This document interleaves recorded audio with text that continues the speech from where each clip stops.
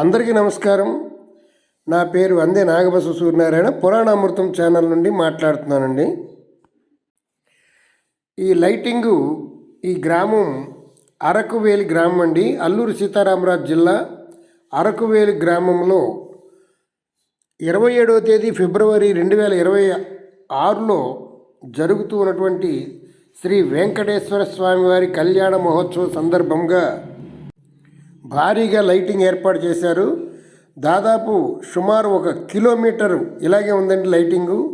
నేను అంతా తిరగడం కుదరక కొంచెం మాత్రమే మీకు లైటింగ్ చూపిస్తున్నాను. ఈ కిలోమీటర్ బారున అనేక మంది అనేక రకాల దుకాణాలు పెట్టి సేల్స్ చేసుకుంటున్నారు. ఇప్పుడు సమయం సాయంత్రం 7:30 అయింది. అందుకనే ఈ రోడ్డు అంతా కొంచెం ఖాళీగా ఉందండి. 1 గంట పోతే ఇసుకేస్తే రాళ్ళంత జనం వచ్చేస్తారు.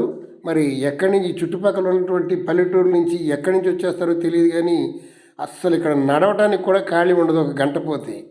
అందుచేతనే ముందుగానే వీడియో తీస్తున్నాను.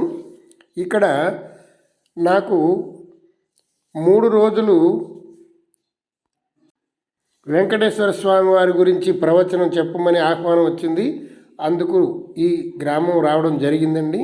ఇప్పుడు ఇక్కడ 2 స్టేజీలు నిర్వహిస్తూ ఉంటారు. ఒకటి మ్యూజియం గేట్ దగ్గర, రెండవది అన్నపూర్ణ స్టార్ హోటల్ దగ్గర. దీనికి మధ్యలో 1 ఫర్లాంగ్ దూరం ఉంటుంది. 2 స్టేజీలు ఇక్కడ వేసి 2 చోట్ల ఒకే సమయంలో ప్రోగ్రామ్స్ జరుపుతూ ఉంటారు. ఇది చాలా విచిత్రమైనటువంటిది. 1 గ్రామంలోనే 2 చోట్ల 2 స్టేజీలు వేయటం, 2 చోట్ల ఒకేసారి ప్రోగ్రాం జరిపించడం అనేది చాలా విశేషమైనటువంటిదండి. ఇరువైపులా కొట్లు చూడండి. వైజాగ్ నుంచి, ఎస్కోట్ నుంచి, ఇక్కడ చుట్టుపక్కల గ్రామాల నుంచి అనేక మంది వ్యాపారస్తులు ఈ 3 రోజులు ఇక్కడే ఉంటారు. రంగరంగ వైభవంగా జరుగుతున్నటువంటి శ్రీ వెంకటేశ్వర స్వామి ఉత్సవాలకి ప్రతి సంవత్సరం నేను వస్తున్నాను. గత 6 సంవత్సరాల నుంచి ప్రతి సంవత్సరం వీళ్ళు నన్ను ఇక్కడ పిలవటం, ఉపన్యాసం చెప్పడం జరుగుతుంది. ఆ భగవంతుడి గురించి 4 మాటలు చెప్పేటువంటి అవకాశం ఇచ్చినటువంటి కమిటీ వారందరికీ నా ధన్యవాదాలు తెలుపుకొనుచు ఇప్పుడు నేను ప్రసంగం చెప్పడానికే వెళ్తున్నానండి. మొదటి స్టేజీ నుండి 2వ స్టేజీకి బయలుదేరి వెళ్తున్నాను. వెళ్ళే దారిలో కొంచెం వీడియో తీస్తున్నాను. ఆ చివరిలో నా యొక్క ప్రవచనం కూడా ఉంటుంది. వీడియో చివరి వరకు చూడండి, చాలా బాగుంటుంది.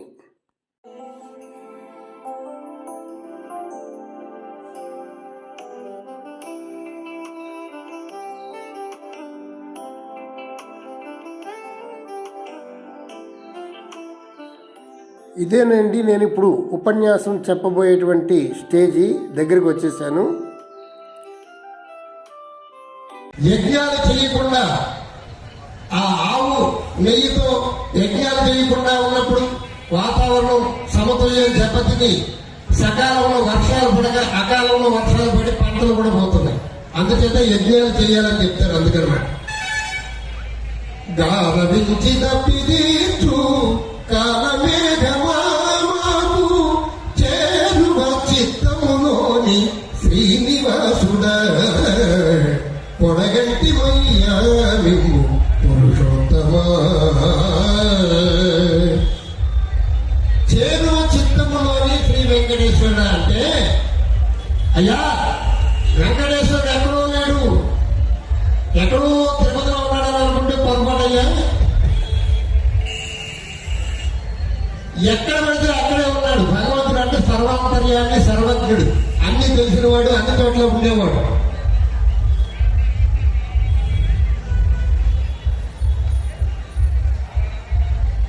చేరువ చిత్తములోనే వెంకటేశ్వర, మాకు చిత్తము మా మనస్సులోనే ఉన్నావయ్యా. నువ్వు ఎక్కడో లేవు. భగవంతుడు కావాలి, భగవంతుడిని చూడాలంటే మన మనసులోనే చూడొచ్చు, ధ్యానం చేస్తే కనబడతాడు.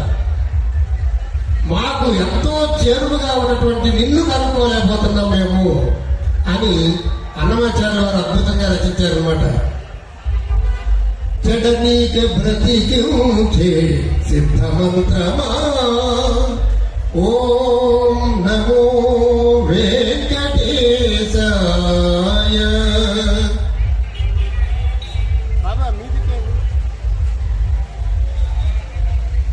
మ్యూజిక్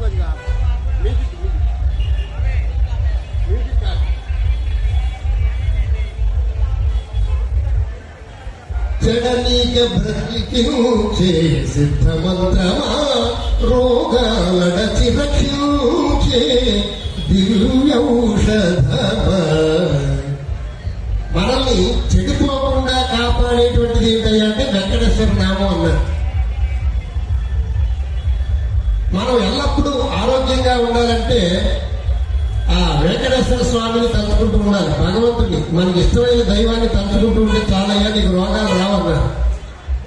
అందుకనే చాలా మంది భక్తులు చిన్నప్పటి నుంచి భక్తిలో ఉన్నటువంటి వాళ్ళకి రోగాలు రావు, ఆరోగ్యంగా ఉంటారు. ఎప్పుడైతే భక్తి నశిస్తుందో, భక్తి లేదో, ఆ భగవంతుని మర్చిపోతామో మనం అన్ని రకాలు తినేస్తాం, అన్ని రకాలు పోసేస్తాం, అప్పుడు రోగాలు వచ్చేస్తాయి అన్నమాట. అందుకని మమ్మల్ని చెడిపోకుండా బ్రతికించేటువంటి మహానుభావులు అయ్యారు. చెడనీక బ్రతికించే సిద్ధమంత్రమా. ఆ ఓం నమో వెంకటేశ అనేటువంటి మంత్రం మమ్మల్ని కాపాడుతుందయ్యా. రోగాలడచి రక్షించే దివ్యౌషధమా. ఎల్లప్పుడూ భగవన్నామస్మరణ చేసుకుంటే రోగాలు దగ్గరికి రావట. నిన్న చూడండి, చిన్న చిన్న చిన్నారులు, కనీసం 4 ఏళ్ళు 5 ఏళ్ళు కూడా ఉన్న వాళ్ళకి మాటలు కూడా సరిగ్గా రానటువంటి చిన్న చిన్న పిల్లలు చక్కగా ఇక్కడ భరతనాట్యం చేశారు. అద్భుతంగా ఉంది. నేను చాలా సంతోషించాను. వాళ్ళ తల్లిదండ్రులకి అందరికీ కృతజ్ఞతలు చెప్తున్నాను. ఎందుకంటే చిన్నప్పటి నుంచే మనం పిల్లలకి అలవాటు చేయాలి భక్తి. అలా ఎప్పుడైతే చిన్నప్పటి నుంచే మనం అలవాటు చేస్తామో వాళ్ళు ఆ భక్తి మార్గంలో ఉండిపోతారు. ఆ భక్తి మార్గంలో ఉండి పెద్దల్ని గౌరవిస్తూ ఉంటారు, తల్లిదండ్రులు గౌరవిస్తుంటారు, సంఘాన్ని గౌరవిస్తూ ఉంటారు, దేశానికి మేలు చేసేటువంటి పనులు చేస్తూ ఉంటారు. అలాంటి భావి పనులు మనకు కావాలి. అందుచేత చిన్నప్పటి నుంచి కూడా మనం పిల్లల్ని గుడికి తీసుకెళ్ళిపోవాలి.